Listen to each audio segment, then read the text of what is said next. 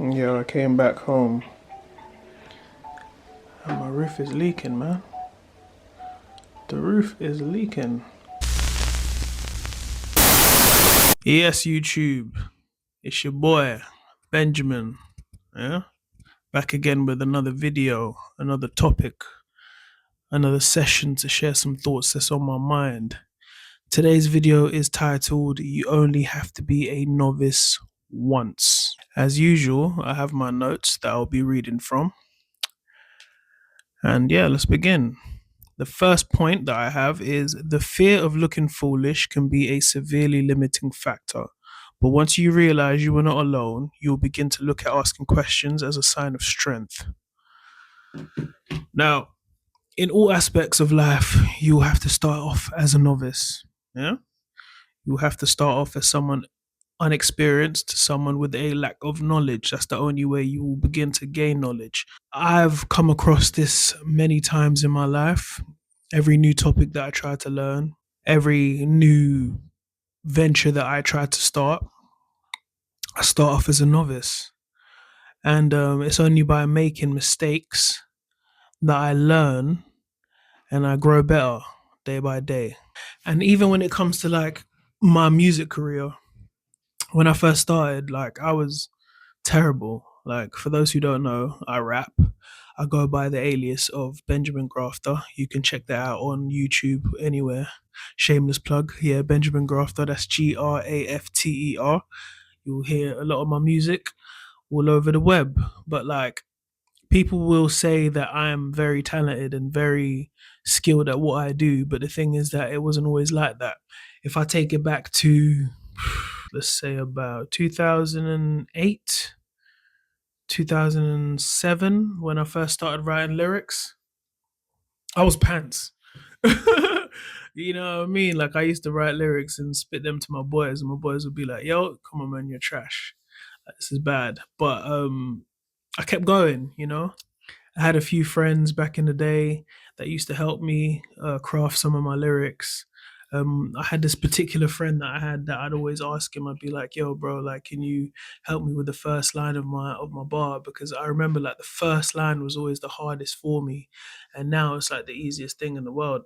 Do you know what I mean? But I couldn't have done that if I wasn't a novice in the beginning. You understand? So, there's nothing wrong with being a novice.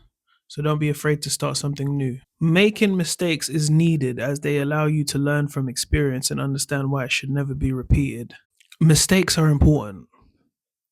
Mistakes are the difference between moving forward and staying stagnant. Mistakes are needed. Uh, Mistakes aren't something that you should run away from. They're not something that you should shy away from. In order for you to progress through most things, you're going to have to make a couple mistakes at first.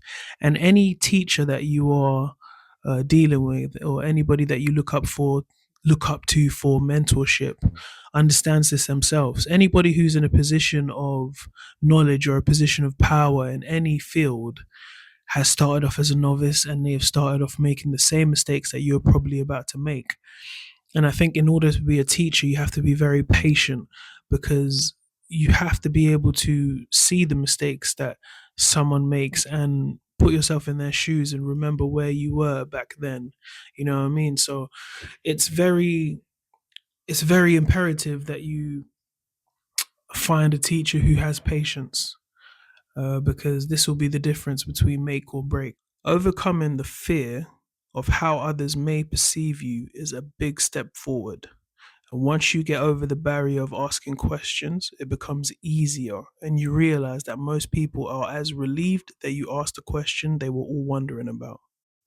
When I asked questions in the classroom with other students and the questions were answered, all the other students were then relieved because they also need those questions answered.